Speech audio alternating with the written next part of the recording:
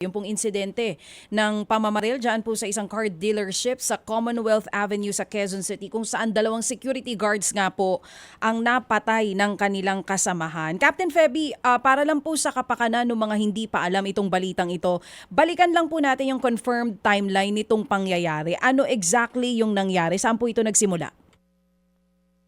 Yes po, tama po kayo. Nakakalungkot nga po yung balita. No? Bago magpasko ay meron pong shooting incident. Dito po nangyari sa isang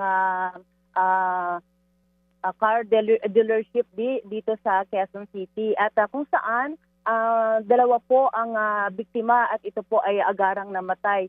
So base po sa naging investigasyon, ito po kasi nga tatlong magkakasamang mga security ay nung umaga ng 24 ay nagkakayaang mag-inuman. And pagka nung habang sila ay nagkaroon ng diskusyon ay nagkainitan at yun po nagsuntukan po sila. So ito pong si suspect ay syempre ang anong niya ay siya po ay inambahang sinaksak. So natabing niya. Kaya nung nagkaroon po siya ng nagtanim na siya ng galit. Pero prior to the incident noong 24 ay mayroon na siyang mga insidente na siya ay binubuli ng kanyang mga kasamahan na yan.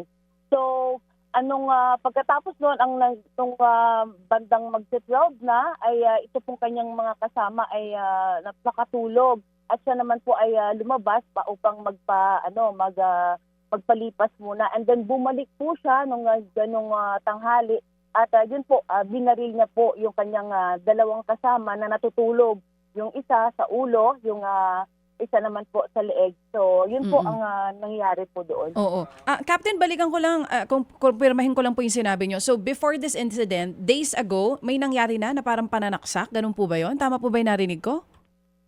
Hindi po, nung habang sila po ay nag-inuman nung araw na yon, noong 24, bandang alas 9, ay nagkaroon po sila ng diskusyon. So sa kanilang pagtatalo, nagkasuntukan, tapos meron po nga yung isang biktima ay siya po ay inanuhan ng patalim, inambahan ng patalim. So ito ay nasagi nga, kaya po meron siyang sugat. So pagkatapos noon, dahil ay yung inaano niya ay siya po ay hindi niya po kakayanin yung dalawa sa suntukan at siya po ay talo.